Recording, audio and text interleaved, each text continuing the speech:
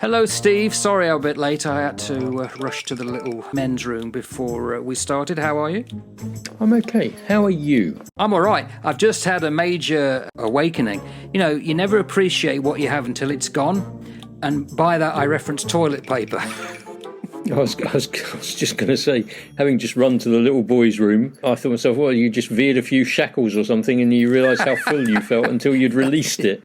What I'm referring to is that if you are in a business and you don't appreciate your staff till they all oof off and leave, that's bad leadership. A bad leader can take a good staff and destroy it, causing the best employees to flee and the remainder to lose all motivation. Yep, that sums it up. So, is there a way in which a leader from the very beginning makes sure that they become the best possible leader? Some of this, I wonder whether these are innate leadership qualities that you have in you and you don't actually even need to learn them. They're just something that's in you and you naturally exhibit them. Other leadership qualities that you learn and you can be taught. But I do wonder if there are some of the best leaders are not those who have just got this innate quality within them that they can bring out in times that they're required. All of that said, I think there are ways to lead people and there are ways not to lead people. I agree with the innateness because I think we can all kick a ball around, but not all of us are going to be Lionel Messi. Well, exactly. And for some reason, there are some people born with amazing skills. Yes, there are. You just got to think it's a gift.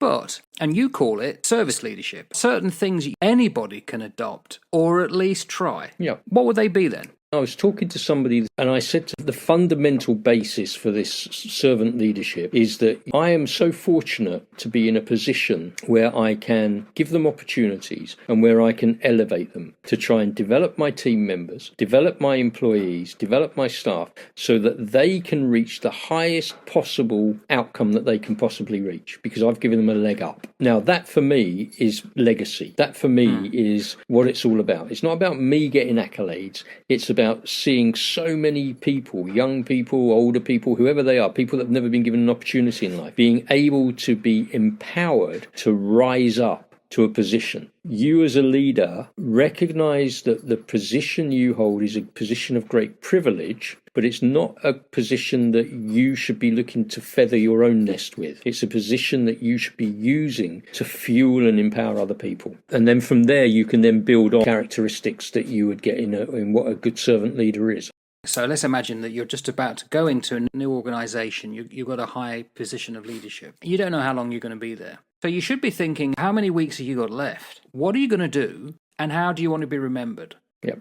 Legacy. Too many people go into an office and thinking, I've arrived. I now can lord it and they will come to me and I will decide when I hold meetings and I'm not going to give respect to people. In fact, I'm not even going to tell them anything because knowledge is power. How are they going to engender morale? Well, they won't. And yet that is the continual treadmill of leadership. You want to know why there's so many sociopaths and narcissists in power? Look at the recruitment advert and then the interview process. It needs to change. It does need to change, but unfortunately the ones that are running the interview panels and the ones that are in power are the ones that fulfill all of those vices that you've mentioned, and so therefore they'll only recruit people that are going to toe the party line and follow the same path. Yeah, absolutely. You don't bring people into a team if you're that way wired who you think could upset the apple cart. It really is going to start with the entrepreneurs and the people who are setting up their own businesses, I think. I think that's potentially who we're going to be talking about, isn't it? When you are an employee, you are very limited as to what you can do and you've got very strict constraints placed upon you. When you run your own business, you set the pattern. So if you are running your own business and you're doing your own thing, you're the boss of that business. There's nobody above you. So you set the tone. So I'm very fortunate. So within my own business, I can do that. And I think I've set a very clear pattern. In government, I was very fortunate to be running teams of people. And I had a great deal of autonomy. So I was able to set a pattern in that as well, which has been a bit unusual and brought me into conflict at times with the system. I contacted one of the girls who used to work for me and said, hey, I'm in the city. Are you working down in the city? And did you fancy a coffee? I've not caught up with you a while. And she said, yes, and yes. And so she came and met me and she brought one of the other girls who used to work with me along as well. And both of these ladies are doing so well. And I brought them on right at the very beginning of their careers, and I gave them as many opportunities as I could while they worked for me. And I knew when I recruited them that they'd got so much scope and potential in them. And if I got the opportunity to get behind them and to help them and to give opportunities to them, they would be flyers. And guess what?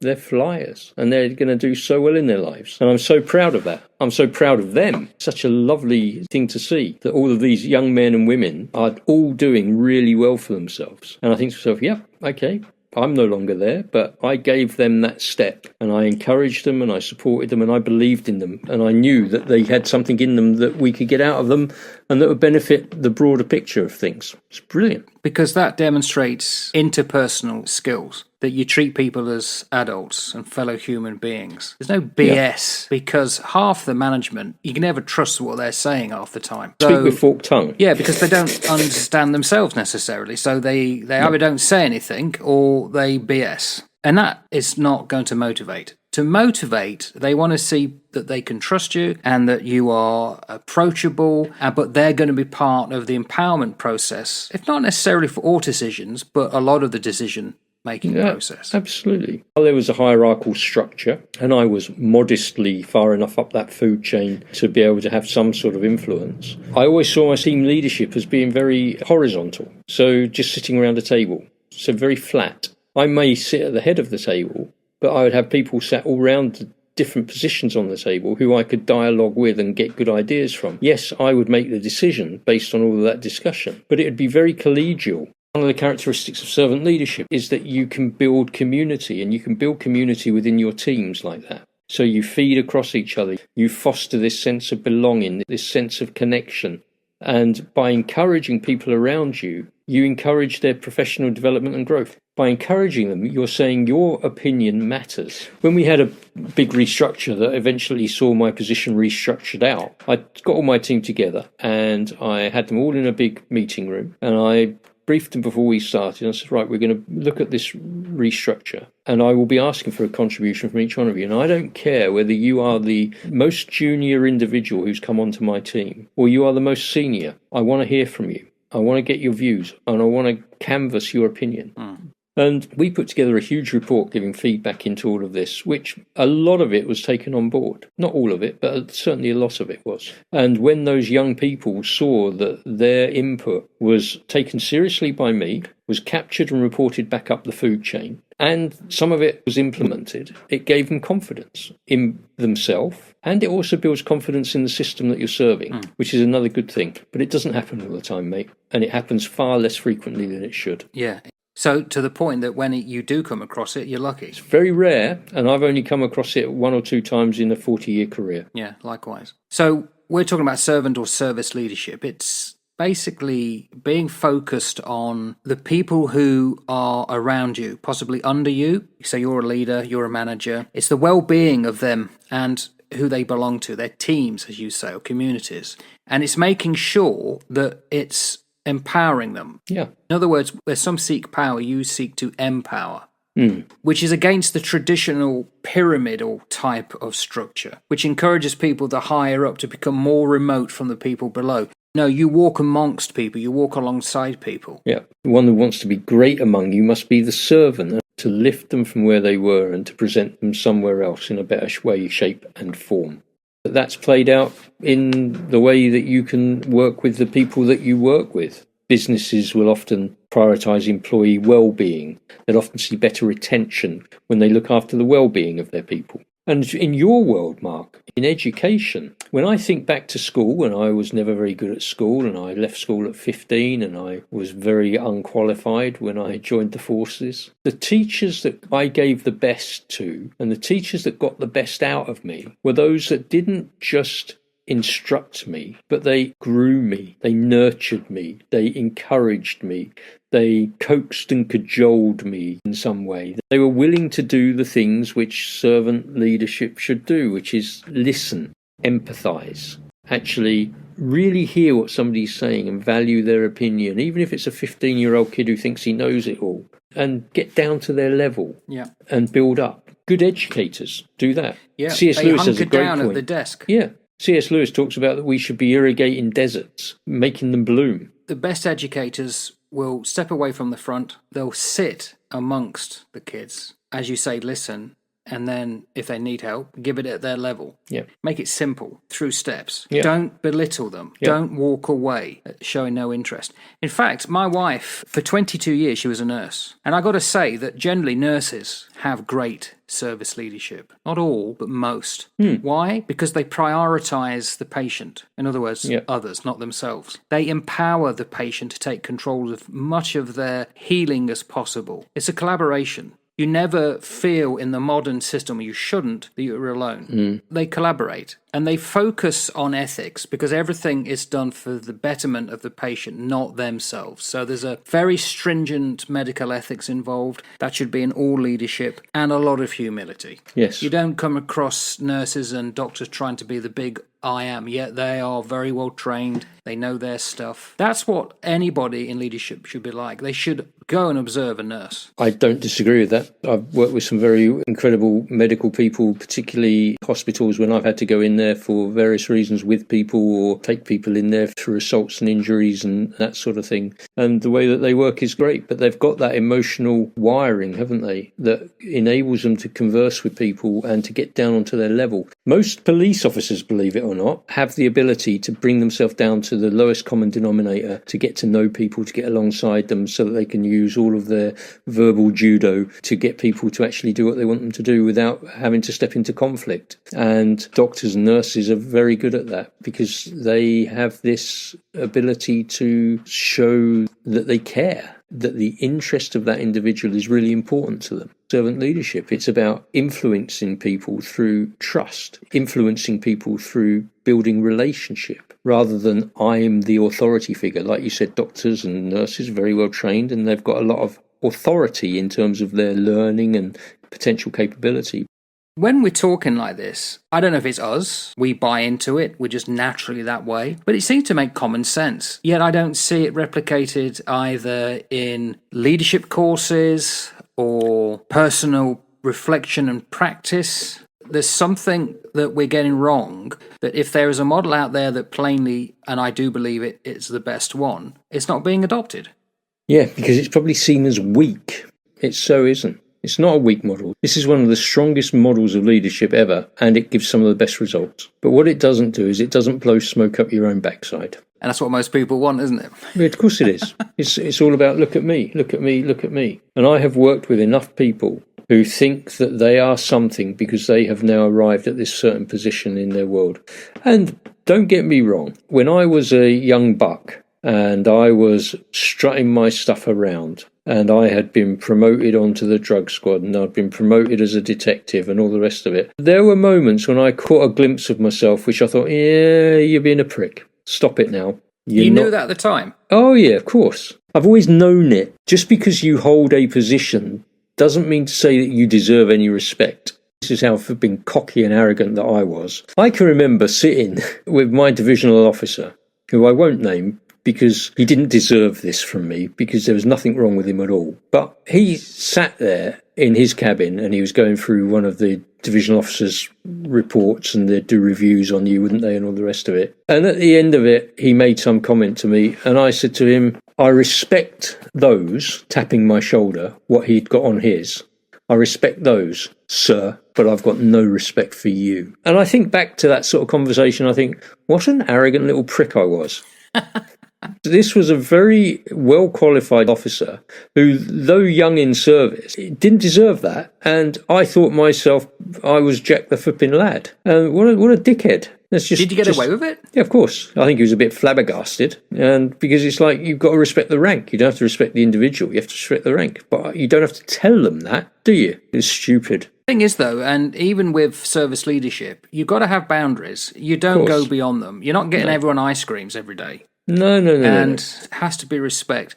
There was a case recently with me, a so-called person above me, wanted to belittle another person. And I said, no, I'm sure the paperwork has just either been put to one side and we've got to find it, blah, blah, blah. And then to bolster his position, started criticising me. He got off the phone, spoke to somebody, came back and realised that I had been correct. But he weren't going to say that. No. Well, but I knew that I was transitioning away from this place. And I said, well, I'll accept your apology. And he said, there'll be no apology. I thought, right, okay. I actually told him, you don't speak to people like that. You shouldn't be meek. You should expect people below you to be able to voice what they think, so long as they're, as you say, respecting the person. But when they start going personal for no reason, then you don't accept that. No, I'm not talking about being rolled over. Yeah. And being a servant leader is not ever about being rolled over. It's about being able to sit at the table on the horizontal with everybody, and everybody has got no doubt who the boss is at the table. There's a particular lady who I used to work for here in New Zealand. She talked across the table. She gathered support in terms of verbals and reporting and all sorts of other things. And she took it all on board. Never once did I look at her and think, you're a weak leader, you're rubbish. Far from it. She was somebody who I had huge respect for because of the way that she operated. And I'm also aware that when I have sat at the table with the people that work for me, they have no doubt who the boss is. I don't have to tell them that. When you have to tell someone you're the boss, you've lost it. You're not the boss. Yeah. So would you say then that it's quite easy? It's quite simplistic, isn't it, service leadership? A lot of it is self-respect and respect others. Yeah. Treat others the way you want to be treated. Doesn't matter how far up the chain you are. If you were sat there opposite this person who is now your boss, would you want to be treated like this or like this? And put yourself in the position of that person sat opposite you. They've met you for the first time. They're working for you. They're doing a job for you. If you were them, how would you want to be received? How would you want to be viewed? How would you want to be spoken to? And when you answer that question, you go, well, I'd want them to treat me with courtesy. I'd want them to treat me with respect. I'd want them to listen to what I'm saying. I'd want them to be aware of everything that I'm talking about. I'd want them to encourage me. I'd want them to try and grow me. I'd want them to point me in the right direction. I'd want to try and feel that my views and values are understood, my perspectives are taken on board. Then treat people like that. You won't go wrong. Takes a bit more time because it sounds like you're garnering decision making via committee, and that's not it either. You're not doing that. This isn't a committee meeting and it's decision by committee. This is, I will make the decision, but I'm really interested to hear what you've got to say, because from your views, you're going to provide me with insights that I don't have. And for me, having insights that I would not normally have when it comes to decision making is really important, because the best decisions are made on the availability of the information. The more information that you have to feed into your decision making capability, the better. The more robust potentially your decision will be once it's made, because you've made it on more available information, more data. I found a rubric that talks about servant leadership, the benefits and disadvantages, just like you said. And generally, you can tell if there's a good team because it's a positive work environment. There's reduced turnover. People aren't leaving. The ability to what you're doing is a lot more agile because you're more innovative. People buying into what you're trying to do. Strong culture. But of course, as you said, there are some downsides. It takes longer to make decisions. There's certainly an increased amount of time needed for training if you're going to give people these skills. And often some people, because we are a species that likes order and regulation, supposedly, the leader may seem diminished. I don't think that's the case, but in some people's minds, because they're used to a different style, as you say, it's not weak, but there will be some people who will see it as weak. And there is a strong argument to say that the bigger the organization, the less likely you're going to have this, because there are people you'll never see, and yet they are doing things similar to you in different departments. So, it's not all perfect. You've got to balance what it can bring and what it won't. And never ever make the mistake. Do not ever see kindness as weakness. People make that mistake. And there was a gentleman who worked for me, and before I sacked him, I said, mate, the mistake you've made is that you think that my kindness towards you, my courtesy towards you, has been weakness, and I'm not weak. You're now out of here. And that was a bit of a surprise, I feel, because he thought I was a pushover. Not the way it works. I have got no problems with removing people in all sorts of different ways over the years. And I would say it's not just for business. No, all sorts of areas of your life. Politics and governance. This is why we have a public servant. Think about the words, public servant. It's about a servant for the public. How can I benefit those around us? And if more of our politicians actually bought into their job description of being a public servant, then we'd be better off. But it covers everything, as I say. Politics, governance, education, business, churches, ministries, whole lot. It's got value everywhere, mate. And the more we did it, if we did it a lot, we'd have a far better sense of community, that's for sure. Oh, hell yeah. Definitely. Very good, old chum, as always. Always a pleasure, never a chore. No, and I don't see you as kind as being weak, so... All right, There's I other won't things, sack but I you. won't go into that. I won't sack you yet then. All right, then. All right, take care. Cheers, mate. Bye.